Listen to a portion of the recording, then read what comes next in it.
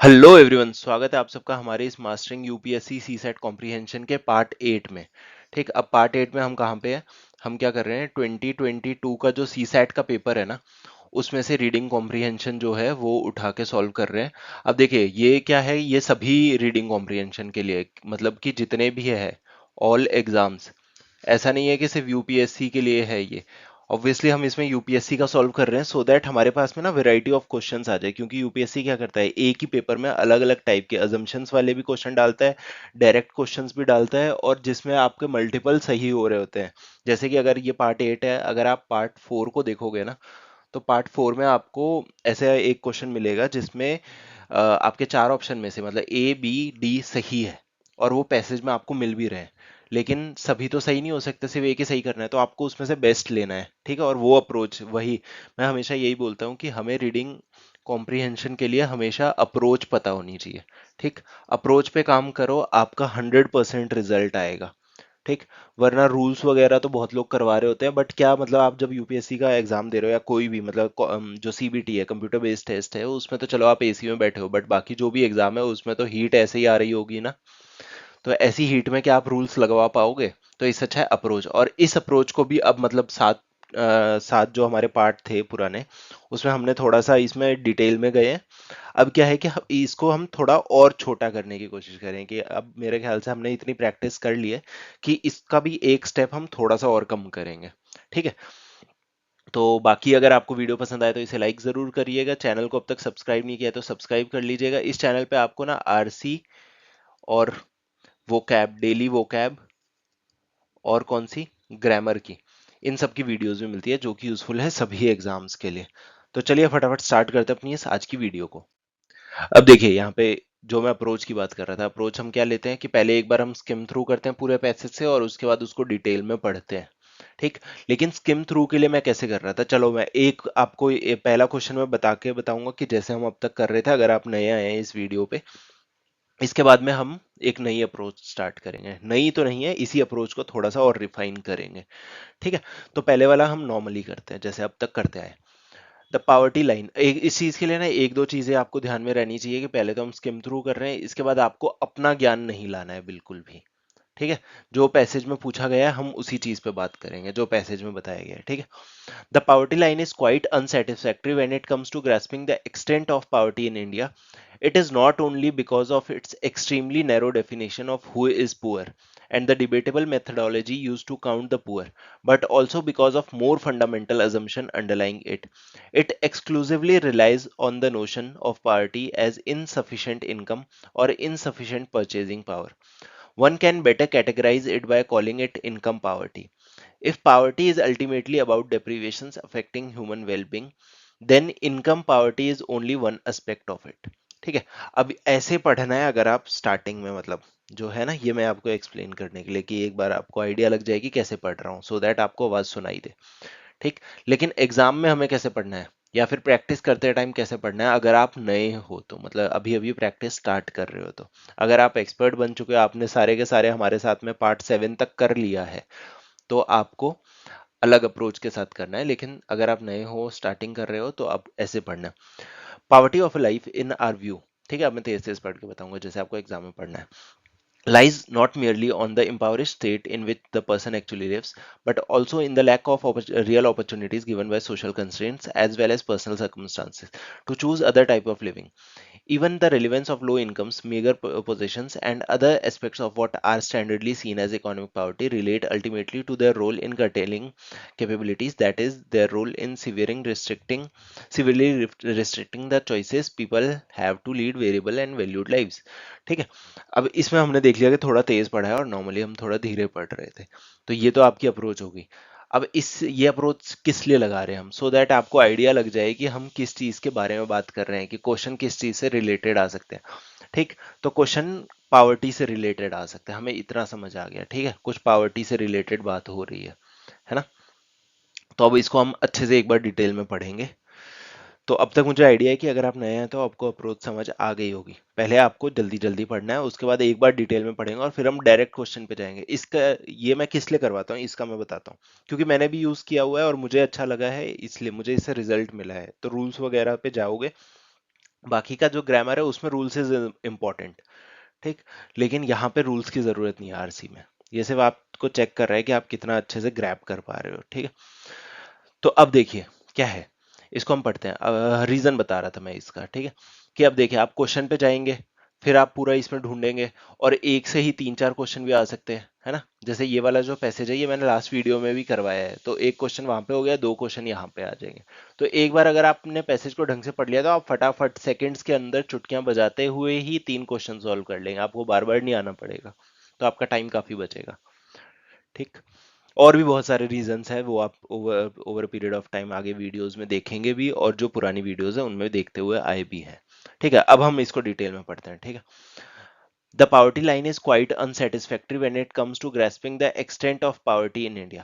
जो हमारी poverty line है जो कि इंडिया में नापी जाती है वो क्वाइट अनसेटिस्फैक्ट्री है। क्वाइट का मतलब छोटा नहीं होता, क्वाइट का मतलब पूरी तरह। अनसेटिस्फैक्ट्री है जब हमें पावर्टी के एक्सटेंट को चेक करना होता है इंडिया में, उसके लिए।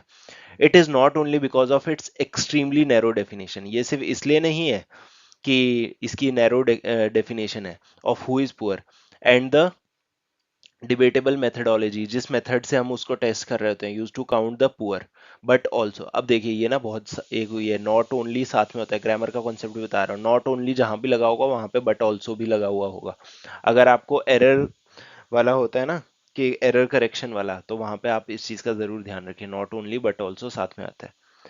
Because of a more fundamental assumption underlying it. It exclusively relies on the notion of poverty as insufficient income or insufficient purchasing power. जो हमारी methodology है वो क्या है, फंडामेंटल assumption क्या लेके चलती है कि पावर्टी किससे होती है, इनसफिशिएंट इनकम या फिर इनसफिशिएंट परचेजिंग पावर ही होती है, जबकि रियलिटी में इससे अलग हो सकता है, ठीक। One can better categorise it by calling it income poverty. हाँ, जो ये हमारी मेथडोलॉजी है उसके हिसाब से तो इसको आप इनकम पावर्टी बोलो, पावर्टी नहीं बोलो, ठीक है। if poverty is ultimately about deprivations affecting human well-being, अगर ultimately ये human well-being की है तो then income poverty is only one aspect of it, तो income poverty सिर्फ एक ही aspect है उसका।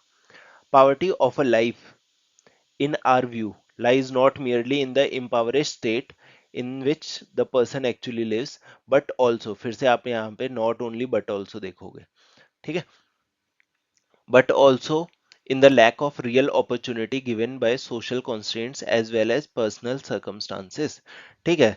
जो पावर्टी ऑफ लाइफ है वो सिर्फ एम्पावरेज स्टेट की नहीं है जिसमें जो इंसान रह रहा है, लेकिन जबकि ये क्या है, आपके सोशल कॉन्स्ट्रेंट्स की भी बात करता है और पर्सनल सर्कमस्टांसेस की, जैसे कि to choose other type of living, even the relevance of low incomes, meager possession मतलब सिर्फ possession, and other aspects of what are standardly seen as economic poverty relate ultimately to their role in curtailing capabilities। मतलब ये relate करता है उनके ultimately जो goal है, curtailing जो capabilities है उनकी, that is their role in severely restricting the choices, उनका रोल जो restrict करता है उनको, पीपल को, to lead a variable and valued life, मतलब अच्छी लाइफ जीने का, ठीक है। तो थोड़ा थोड़ा हमें समझ आ गया है, थोड़ा थोड़ा या पूरा पूरा समझ आ चुका है कि ये किस बारे में। अब हम क्वेश्चंस देखेंगे और उसके हिसाब से उसके आंसर्स करेंगे। अब देखिए एक मेथड है जो मैं हमेशा यूज कर रहा होता हूँ, एलिमिनेशन का मेथड, ठीक है। तो एलिमिनेट करोगे आप चीजों को, ऑप्शंस को, तो आपका 100% श्योरिटी से आंसर आने वाला है, ठीक है। तो देख लेते हैं कैसे होगा। Why is income poverty only one measure of counting the poor. जो इनकम पावर्टी है वो सिर्फ एक लौता मेथड क्यों है, यहीं पे तो बात हो रही है ना, कि ये सिर्फ अकेला मेथड क्यों है, इसको तो सिर्फ आप इनकम पावर्टी बोलोगे, इसके और भी एस्पेक्ट्स है, ठीक है। यहाँ पे कहीं पे लिखा हुआ था कि ये वन एस्पेक्ट, ठीक है। तो इसको देख लेते हैं। It it talks of only one kind of deprivation in, ये सही है, पहले ही हमें सही आंसर मिल गया, लेकिन हम चेक करने जाएंगे आगे, ठीक है, क्योंकि समझाना है, एग्जाम में आप इसको सेलेक्ट कर सकते हो। अब हम देख लेते हैं कि बाकी के गलत क्यों है। Other deprivations in a human life have nothing to do with lack of purchasing power, क्यों नहीं है भैया, बिल्कुल है, गलत। और ऐसा इसमें पैसेज में कुछ भी नहीं बोला गया। Income poverty is not a permanent condition, it changes from time to time, ठीक है, बट ऐसा इसमें पैसेज में बोला है, नहीं बोला है। Income poverty restricts human choices at only at one point of time, नहीं, हमेशा होता है ये तो हमारा आंसर क्या रहेगा, ए ही रहने वाला है, ठीक है। तो ये हो गया हमारा आंसर ए। बाकी देखिए ऐसा मत सोचिए कि मेरे पास पहले से आंसर की होती है तो मैं उस वजह से देख रहा होता हूँ, मेरे पास आंसर की जरूर होती है पहले से, बट मैं आपके साथ साथ सॉल्व कर रहा होता हूँ और फिर लास्ट में देख रहा होता हूँ कि क्या हमारा आंसर सही आया है कि नहीं आया है। ठीक है, चलिए अब नेक्स्ट पे चलते हैं। अब जो नेक्स्ट है पैसेज हमारा सेम रहने वाला है। देखिए अब हमें सिर्फ इसमें क्वेश्चन को सॉल्व करना है। What does the author mean by poverty of a life. ठीक है, ऑथर क्या मीन करता है पावर्टी ऑफ लाइफ से? all deprivations in a human life which stem not only from lack of income but also lack of real opportunity। सही बात है, एकदम सही बात है, ये भी सही होना चाहिए। ठीक है, क्योंकि यहाँ पे लिखा हुआ है कि इनकम, ये जो इकोनॉमिक पॉवर्टी है रिलेट करती है अल्टीमेटली उनका रोल जो कैपेबिलिटीज को कटेल कर रहा होता है, सिवियरली रिस्ट्रिक्ट करता है उनकी चॉइसेस में, जो कि वो लीड कर सकते हैं वेरिएबल एंड वैल्यूड लाइव्स, है ना। तो यहाँ पे तो सिर्फ एक ही एस्पेक्ट है ना, उसके अलावा भी तो बहुत सारे रियल अपॉर्चुनिटी। ठीक है, ये हमारा सही है, आगे देखते हैं क्या है। Impoverished state of people, impoverished state of poor people in rural, नहीं ऐसा कुछ भी नहीं है। ठीक है, missed opportunities in diverse personal circumstances, यहाँ पे डाइवर्स पर्सनल सर्कमस्टांसेस की बात भी नहीं हुई है। अच्छा अगर मैं इसको एक्सप्लेन करना भूल गया तो ये जो है अपना एम्पावरेज स्टेट वाला, कि ये जो पुअर पीपल का जो स्टेट है वो बड़ा एम्पावरेज्ड है कहाँ पे, rural, sorry, rural and urban areas में। तो ऐसी कहीं पे भी बात हुई है? नहीं हुई है। ठीक है, तो ये नहीं होने वाला। फिर मिस अपॉर्चुनिटी की नहीं है। Material as well as non material deprivations in a human life which restrict human choices permanently. क्या ऐसा कहीं पे भी लिखा है मटेरियल और नॉन मटेरियल चॉइसेस की बात? नहीं है। ठीक है, तो यहाँ पे ऑल डेप्रिवेशंस की बात की गई है ह्यूमन लाइफ में, जो कि लैक ऑफ इनकम नहीं, लैक ऑफ रियल अपॉर्चुनिटीज से आती है। तो हमारा आंसर रहेगा ए। ठीक है, 14 का है हमारा ए, राइट। ठीक है, बाकी अगर आपको इस वीडियो की पीडीएफ चाहिए तो आप इस टेलीग्राम चैनल को ज्वाइन कर सकते हैं, यहाँ पे आपको इसकी वीडियो की पीडीएफ भी मिल जाएगी और ऑल नोटिफिकेशन, मतलब जैसे आपको लिंक भी मिल जाएंगे, और कुछ अपडेट देना होगा जैसे कि आज की जो वीडियो है ये मुझे बनानी पड़ रही है क्योंकि मैं डेली वो कैब वाली आज की और कल की बना नहीं पाऊंगा, तो मैं ये लगा के जा रहा हूँ, शेड्यूल करके जा रहा हूँ पहले से। ठीक है, अब जो नेक्स्ट है अपना वो देखते हैं। नेक्स्ट पैसेज है, in some places in the world. अब इसको ना, चलिए मैंने बोला था इस अप्रोच को हम थोड़ा सा रिफाइन करेंगे। तो अब हमें क्या करना है, हम इसको तेज तेज पढ़ेंगे भी नहीं, इसको हम देखते जाएंगे धीरे धीरे ना, मतलब धीरे धीरे नहीं, तेज तेज देखते जाएंगे कि यहाँ पे क्या लिखा हुआ है। इन सम प्लेसेस, जैसे अभी करके बताता हूँ, in some places of the world the productivity of staple such as rice and wheat की बात हो रही है, प्लेट्यू में पहुंच गए हैं, need new strains of agrochemicals raising the yields, nor is there much unfarmed land left. ठीक है, अब देखिए इसमें मैं क्या कर रहा हूँ, मैं इसमें खुद एकदम अपने दिमाग में ही मन में पढ़ा जा रहा हूँ और अंडरलाइन कर जा रहा हूँ कि क्या इंपॉर्टेंट हो सकता है। That is suitable to be blow if global temperature continues to rise, some places will be unsuitable for farming. Application of technology, these problems, agricultural technology is changing fast. Much of these changes brought about the affluent farmers in the West. America's techniques developed in the West are being adapted in some places are tropical crops more than productive. Technology is a little used as it is not adapted in the developing world that applies to the existing farming techniques, and it does not. Latest advances of genetic modification extending to the smallholders and subsistence farmers of Asia. Too much fertilizer supply then greatly increase availability of food. Better roads and storage facilities करिए जो option. ठीक है, तो अब हमने देख लिया, मतलब हमें आइडिया लग गया, अगर आपने साथ साथ में पढ़ा है जल्दी जल्दी तो आपको आइडिया लग गया कि हम लोग यहाँ पे किस बात की बात कर रहे हैं। ये फूड की बात हो रही है, फूड सिक्योरिटी की बात हो रही है, कुछ कुछ कि क्या क्या फार्मिंग में चेंजेस आ रहे हैं, कैसे आ रहे हैं, है ना, कुछ वैसे आ रहे हैं। तो अब हम इसको डिटेल में पढ़ लेंगे एक बार, सो दैट इससे इस पे बेस्ड हमारे जो आगे के दो क्वेश्चन रहने वाले हैं, दो या एक, जित एक तो यही है, आगे शायद दो क्वेश्चन और रहेंगे या एक रहेगा, तो उसको हम देख लेंगे। ठीक, in some places of the world, कुछ प्लेसेस है दुनिया की जहां पे प्रोडक्टिव ऑफ स्टेपल्स, स्टेपल्स जो है wheat and rice, has reached a प्लेटू। ठीक है, प्लेट्यू पे रीच कर गया, मैं पेन का कलर चेंज कर रहा हूँ। Neither new strains nor fancy agrochemicals, ना तो नए स्ट्रेन्स या फिर जो फैंसी एग्रो केमिकल्स है वो रेज नहीं कर रहे यील्ड्स को। ठीक है, nor is there much unfarmed land left, unfarmed land बचा भी नहीं है जो कि सूटेबल है, जिसको हम प्लो के नीचे, मतलब जो आप गुड़ाई करते हो है ना, कि आप उससे हल चला सको।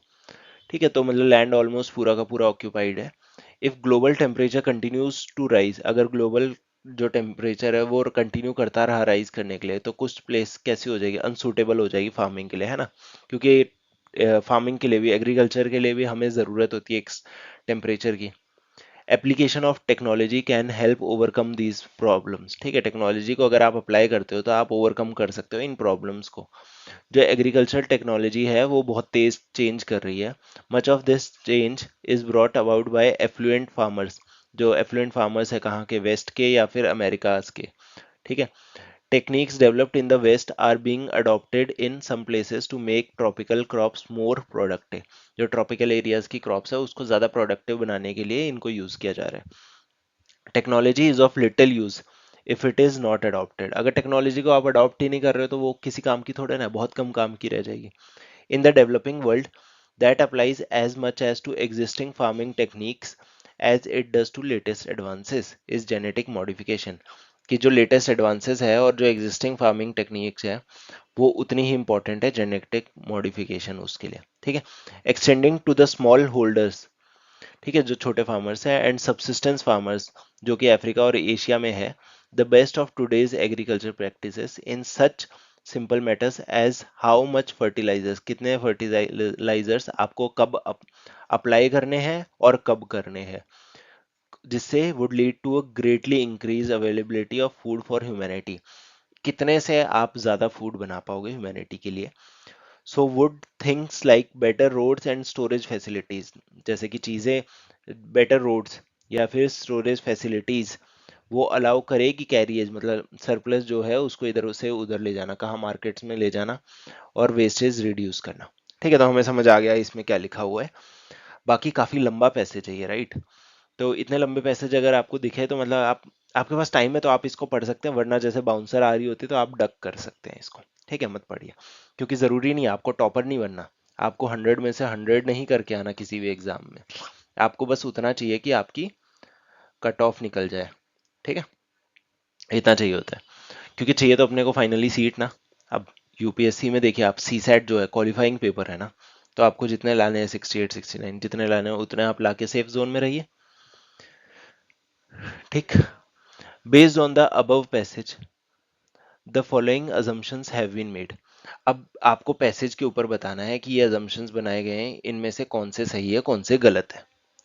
ठीक है, development of agricultural technology is confined to developed countries, ऐसा कहीं पे लिखा हुआ है? ऐसा तो नहीं है, ये तो बोला है कि यूज करना चाहिए, है ना। ये जो अफ्लुएंट फार्मर्स है इनके वहां से दूसरी जगह पे आना चाहिए, गलत है। तो वन तो आपको जहां दिखे हटा दो, one only, both one and two हटा दो। Agricultural technology is not adapted in developing countries, बिल्कुल नहीं, ऐसा भी नहीं है। वहां पे भी तो अडेप्ट करने की बात की गई है सेम जगह पे। ठीक है, तो टू भी आपका गया, तो आपका सिर्फ आंसर रह जाएगा नीदर वन नीदर टू। क्या है ये, डी। ठीक है, और किसका, हमारा हमारा एकदम सही आंसर है। ठीक, बाकी अगर आप वीडियो में अब तक है तो इसे लाइक जरूर करिए और फीडबैक वगैरह दे सकते हैं आप। अब देखिए इसी पैसेज से दूसरा क्वेश्चन भी आ गया। ठीक, based on the passage above the following assumptions have been made. तो फिर से हम देख लेते हैं यहाँ पे क्या है। Poor countries need to bring about change in their existing farming techniques. ठीक है, बिल्कुल सही बात बोल रहा है कि पुअर कंट्रीज में मतलब जो स्मॉल कंट्रीज है। अब यहाँ पे कहीं पे तो था बेस्ट ऑफ, चलो जहाँ पे भी था, हमें इतना याद है हमने ये पढ़ा था कि जो डेवलपिंग कंट्रीज है, पुअर कंट्रीज है, उनको चेंज लाना पड़ेगा उनकी एग्जिस्टिंग, ये रहा। ठीक है, एग्जिस्टिंग फार्मिंग टेक्निक्स में चेंज लाना पड़ेगा, तो ये हमारा एकदम सही है। तो हमारा वन तो सही रहने वाला है, तो हमारा ये सही हो सकता है, ये सही हो सकता है, ये हट जाएगा, तो टू भी हट गया। चलिए अब टू देखना पड़ेगा हमें सिर्फ ए और सी के लिए। देखिए एलिमिनेशन में आप ना एक ही स्टेटमेंट पढ़ते ही आपके पास में आ गया। अच्छा, मैं एक और चीज पॉइंट आउट करना चाहूंगा। अब देखिए, एक चीज है, अगर आपने पैसेज को नहीं पढ़ा होता, अच्छा, यहाँ पे आप लोगों को इतना आइडिया लग गया होगा कि हम लोगों ने पैसेज पढ़ा है तो हमें इस इन स्टेटमेंट्स को पढ़ के दोबारा पैसेज पे जाने की जरूरत नहीं है। ऑल्दो मैं आपको बता देता हूँ कि देखिए ये यहाँ पे मिलेगा, सो दैट कुछ स्टूडेंट्स जिनको जाने की आदत है वो भी कंफर्म हो जाए कि हाँ ठीक है ये चीज पैसेज में लिखी हुई है। लेकिन आप अगर ढंग से पैसेज पढ़ेंगे तो आपको पैसेज पे जाना ही नहीं पड़ेगा, आपके दो तीन क्वेश्चन ऐसे ही सॉल्व हो जाएंगे। तो ट्रस्ट में ये आपका टाइम बचाएगा। आप चाहो तो घर पे प्रैक्टिस करके देख लेना कि ये टाइम बचाता है, एक बार में पढ़ के टाइम बचाता है या बार बार उसमें आना। ठीक है। फिर है developed countries have better infrastructure and they waste less food. They waste less food ऐसा कहीं पे लिखा हुआ है? फॉलोइंग अजम्पशंस की बात की गई है, ये कहीं पे भी इसमें है क्या? नहीं है। ठीक है, तो हमारा टू एकदम गलत हो जाएगा, तो ये ओके, हमारा आंसर रहेगा ए। ठीक है, अब चलते हैं नेक्स्ट वाले पे।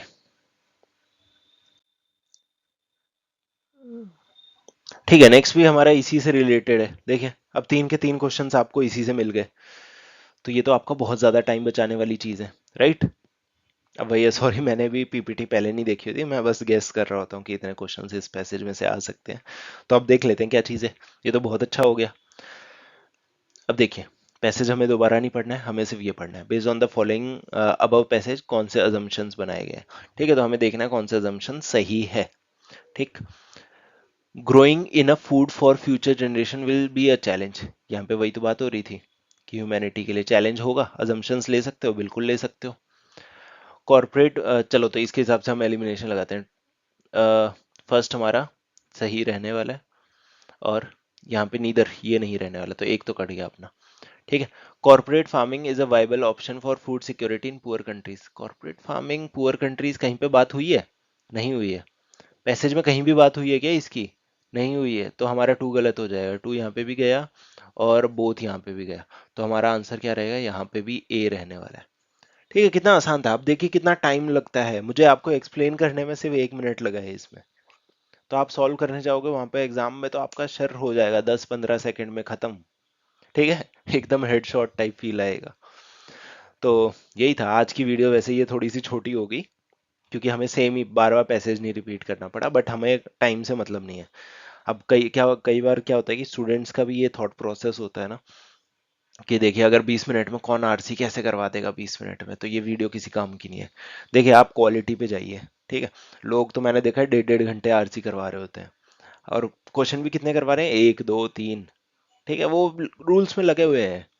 ठीक, लेकिन हमें रूल्स पे नहीं जाना, हमें एक अप्रोच आती है, हम उस पे करेंगे जिससे हमें रिजल्ट मिलता है और मिलता आया है, तो उसी के हिसाब से हम उसको आगे लेके चलेंगे। और बाकी वीडियो की लेंथ से फर्क नहीं पड़ता। तो आप लोग भी ऐसे जज मत किया कीजिए, मैं भी नया क्रिएटर हूँ, अगर कोई और भी नया है आप एक बार जाके देखिए तो सही कंटेंट कैसा है। तो बस यही था, बाकी मिलते हैं अब अपनी अगली वीडियो में।